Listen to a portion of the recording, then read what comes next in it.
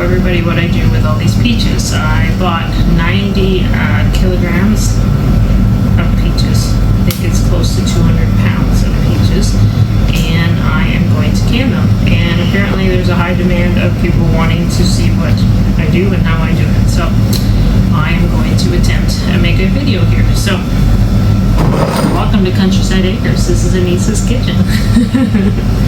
First off, I just peel the skins off. These are really mushy or ripe right now, so these ones are very easy to peel. Sometimes you can get them and they're a little bit harder, and you can just either blanch them a little bit.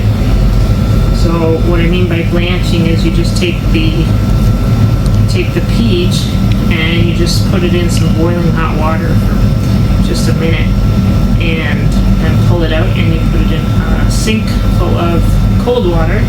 And by doing that, it just helps peel and soften, and the skin will then just peel right off.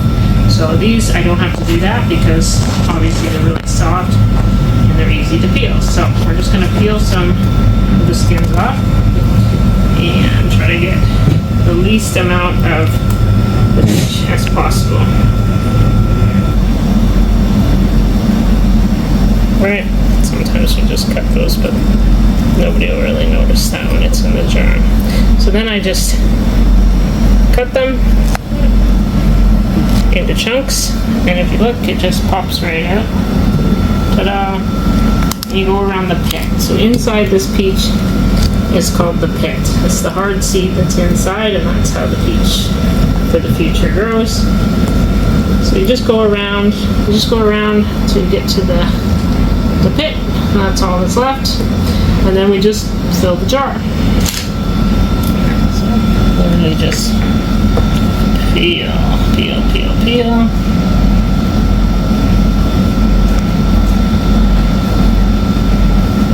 Well, normally this waste here at the these skins and even the pits. So when we normally live on a farm, these pits would go to the chickens, and a lot of times we would take these peels, right, because they've got a little bit of skin, or a little bit of flesh is what it's called, the peach, and they've got the skin. So normally what we would do is we would take that and we would make like a cobbler, which is a really yummy dessert.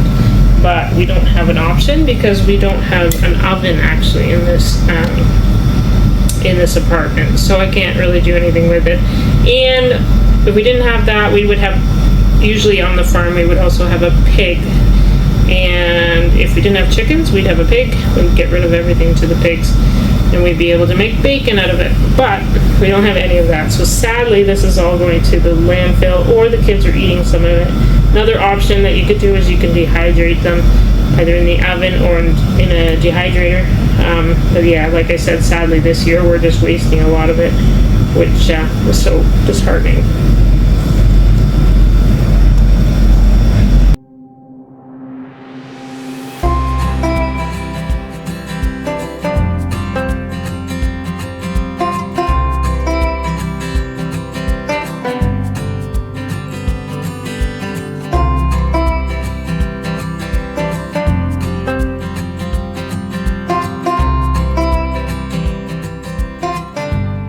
It's just about full there. Good enough. So I would wash my hands. So now that it's full, we just take a cloth and we just wipe down the edges to make sure there's no yummies. And then I have a pot that I would fill up with water, just from the tap. I boil the water in here, and I put sugar in with the water, so it's a water sugar solution. So what I would do is I would do 4 cups water to 1 cup sugar, and then I would, however how many jars I need, I just fill up that. I kind of have an idea to the pot size, so I just fill it up and I put X amount of cups of sugar in it, have an idea to taste. So that's what I'll do, and then I will show you after that. The water that's boiled with sugar in it here, and I'm just going to dump it in here. Pour it in here, just like that. You don't want to overflow it. You just want to come to the point where, this is called the neck of the jar. So you want to keep it below the neck.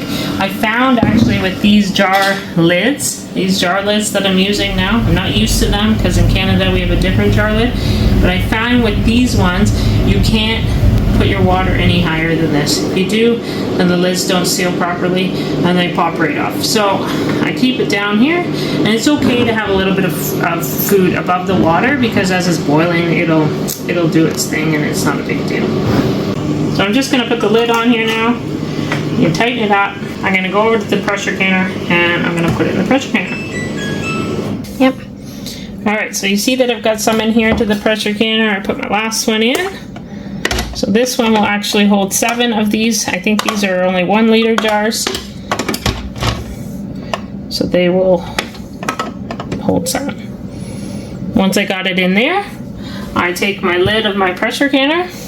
Oh, I forgot that my pressure canner needs to have 12 cups of water in the bottom. So you don't boil it dry. It has to have water in the bottom.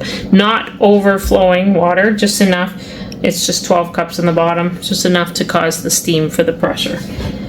So then you take the lid and you stick it on and you turn it so it locks in place, and then we have to get it on the stove. Okay, now that I got them in and ready to go, I'm just going to set it on the stove and then I'm going to turn it on.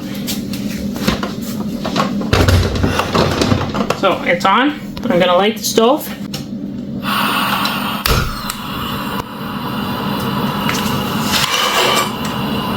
And after it's lit, we have to wait until we get this will start to steam out of the top, and it's called venting. So we need to let it vent for 10 minutes before we put what's called a weight on the top. So I lean on you when I'm lost my way. I keep holding on for a better day. I lean on you when the world's astray. I left my heart open so you hear my prayer. I left my heart open so you hear my Okay, so I'm not sure whether you can hear it, but it's starting to really boil inside.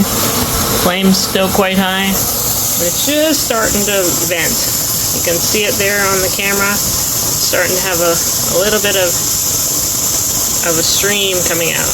That's it venting. Now it's just starting to vent. It just started.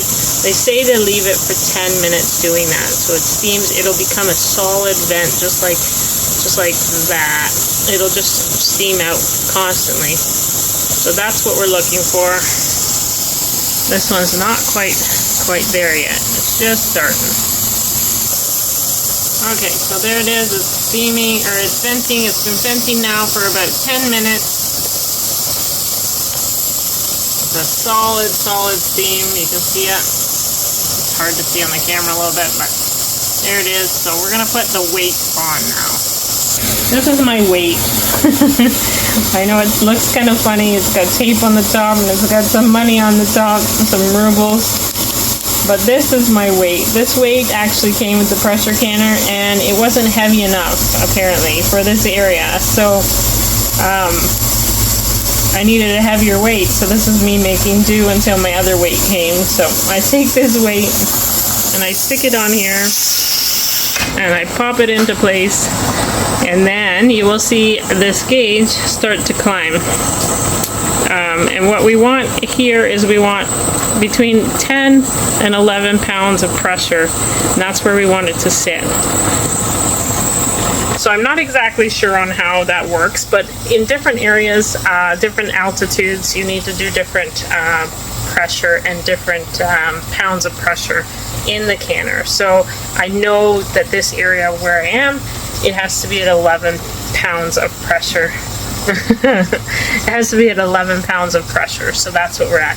Now the weight is a 10-pound weight, and I've never had to put anything higher on a pressure canner, but for some reason I needed a heavier weight for this pressure canner, so I did order it, but in the meantime we just made do with this one with a little bit of money taped on the top, so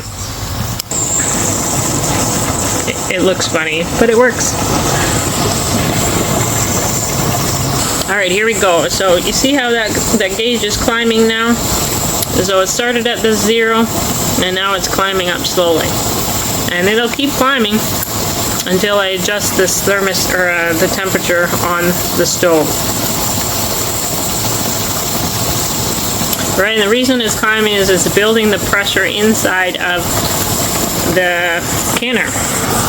So this canner is meant to build the pressure, to cook the food, to kill any of the bacteria and the bad stuff in the food so that you can eat it. Still climbing. Alright, it's still climbing, so it takes a little bit of time, so it's not like you have to worry about it just all of a sudden getting too high of pressure and exploding. It does take a while to build up the pressure. It's almost at 5 now. Now, I've heard of people in the past that just water bathe their peaches, and that's fine too. A lot of people, when they water bathe them, they're like 15-20 minutes to water bathe. So what I mean with water bathing is that you put water in the pot and it covers the whole jar up, and then you boil it for that time period, and that's called a water bath. So it just basically you're bathing the jar, and then the jar seals after that. Another thing that people sometimes do with peaches, I don't ever like doing this, but they will boil their lids and they'll boil their jars. They'll have them really hot, and then they'll make their juice or their syrups really hot. They'll put the hot syrup in with the peaches in the jar, and then they'll put the hot lid on the hot jar, and then the jar will seal itself. Where I personally don't like doing that, because it seems like the jars aren't going to seal properly, and then you have a lot of wasted effort with rotten food. So I've never felt comfortable doing that.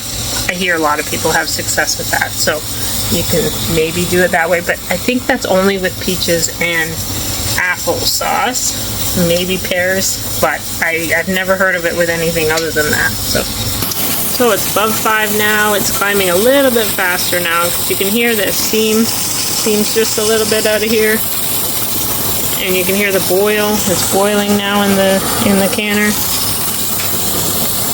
So it's going just a little bit faster. Still not at the point where I need it to be.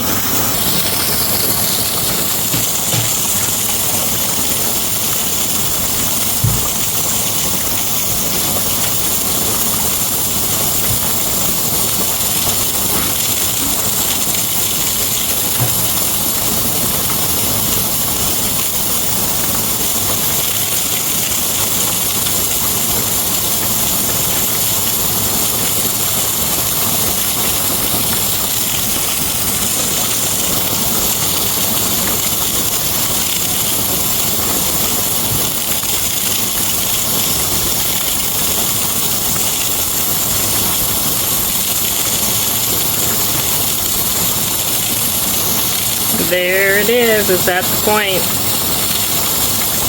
So it's at the point of where I want to adjust the heat. So, okay, so obviously I go to these knobs, and I'm going to just turn them down just slightly. You can hear the heat turn down just slightly. And then we just keep an eye that it stays there. We hit the timer at this time, and we wait for the 20 minutes. I do 20 minutes just because these lids, again. I would have only done 10 minutes with my other lids in Canada.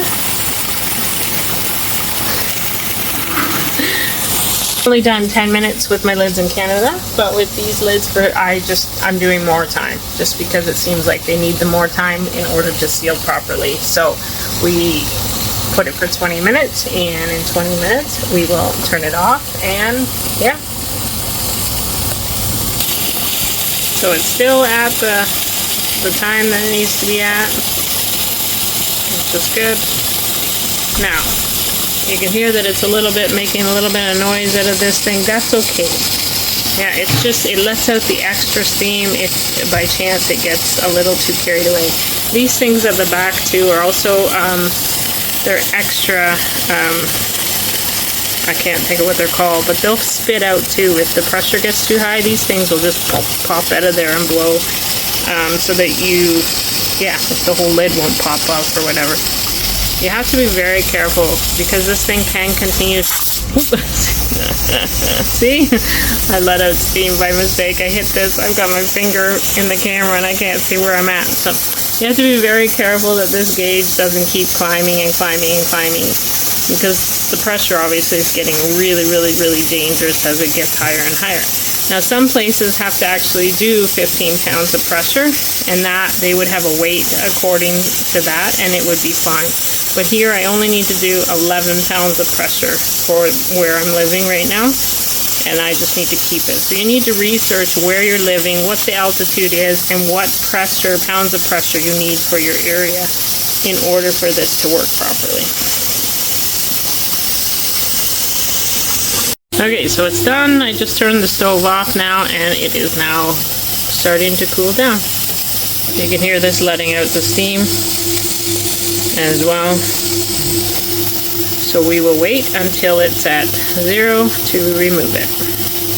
Okay, when it's all done, I have to take it off the heat. At first I turned it off. I waited until it was cool enough to be able to handle it. I'm just going to take it and place it on the table.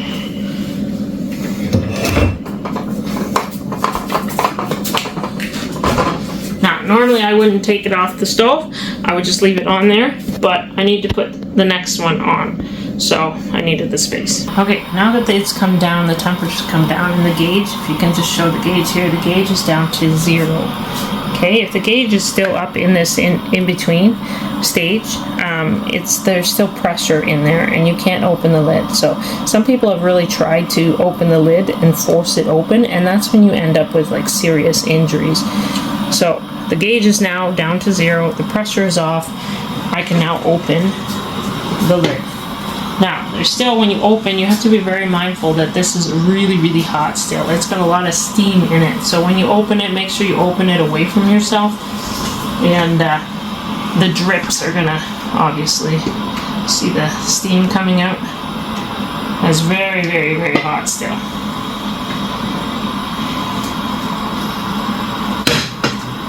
So there's the inside of the pressure canner after it's been processed. So you can see that some of these jars, and maybe you can't with the camera, but some of these jars are still quite hot and they're bubbling in there, and that's okay. That happens. And sometimes they siphon. I don't have it very often, but I've noticed with these jars they have siphoned a lot. So what I mean by that is that the water or the solution that's inside the jar has been spewing or coming over the edges of the jar and causing them to just leak, and then the water inside the pressure canner gets a little bit yucky and stuff. And it happens sometimes, but I've noticed it more so with these lids. So I don't know why that is, but so now the next step would be is to remove these out of the pressure canner and put them somewhere so that they will seal, and then all the air will be out of them, and then they will cool down, and we'll put them on a shelf. I'm just going to take them out. I have my little grabby thing here and set them here on this towel to cool down. Now you'll notice at the jar that there's a lot of fruit at the top and there's a lot of juice at the bottom, and they've floated to the top. That's okay. The reason for that is because as they cook, they actually shrink, and if they're not packed tight enough, then that's what happens. So sometimes when the kids are peeling, they get tired of peeling and filling a jar, and they'll just put less in the jar, and that's what happens. So I prefer to have more in the jar, but obviously sometimes it's not the case. It is yummy juice though, so the kids like to eat the juice as well. So when you're taking it out, be very careful, because obviously it's really, really hot and you don't want to break them. They smell so yummy. And they look so yummy too. So that's it. That's all. That's all I do to make my peaches. I hope you guys enjoyed that video. Anneesa doesn't make that many videos, and I try to encourage her to do so. Many of you have asked for more videos on canning and stuff that she does. So I hope you guys appreciated that video. Please give it a big thumbs up if you haven't done so already, and encourage her to do more, because she has lots of amazing talents, especially when it comes to cooking, canning, sewing, you name it, tons and tons of talents. And she's hesitant to put them on display sometimes. So I think she could teach a lot of people how to do it. And food preservation is very important to us because it's all about making good food for your family, putting it on the table, feeding your kids stuff that you made, that you grew. Obviously we didn't grow these peaches, but stuff that you grew yourself, and it's healthy, it's good, nutritious, awesome food for your family. So I think it's really good. I really enjoyed the video. I hope you did too. Drop your comments down below. As always, please like, share, and subscribe. If you're not subscribed, a lot of our viewers aren't. They're returning viewers that don't subscribe. I don't know why. Consider subscribing. You can also catch us on Telegram as Countryside Acres. You can catch us on Boosty if you're interested in supporting us there. We have a Boosty channel.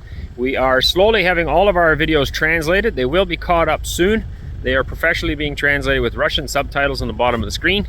And we're doing that specifically for those here in Russia who have a hard time understanding English. The Yandex Translate and Google Translate do not always, well, I would say most times do not translate accurately, and there's a lot of misunderstandings. So if that's you or someone you know, you can send them over to Boosty and they can get the translated versions there as they appear. They're obviously still a little behind. It takes a while to get caught up, but hopefully soon we'll be caught up there. We are also posting our videos on YouTube now. Again, that is happening organically, all on its own, and it's taking a long time. For whatever reason, the servers at YouTube are slow, and it's taking a while to get things uploaded, but we are uploading there. Someone else is also taking our videos and putting them on YouTube. It's not really appreciated. If that's you, please stop doing that. If you're watching those, please don't support that guy. He has no permission to do so. I have no idea who it is, but some of our videos are ending up on YouTube without our knowledge. Our channel is called Countryside Acres in Russia. It is on YouTube. If you wish to support us there, that would be great. Also on Boosty. On Boosty, we have different platforms, different levels, different layers. If you wish to support our family in other ways, you can do so there. The top membership, the gold membership, has a once a month live, second Sunday of every month. We have a live privately, just with the Boosty members, just with the gold members on Boosty. It's more of a one-on-one chat where you can ask us questions and we do our best to answer them for you. So I think that's it. God bless you all. We'll catch you in another video. Hey darling, can I tell you what's been on my mind? Sick and tired of the 9 to 5 in the city life. Hey darling, we could get out of town, see the beautiful world around, wanna see it now. Pack our bags and get in that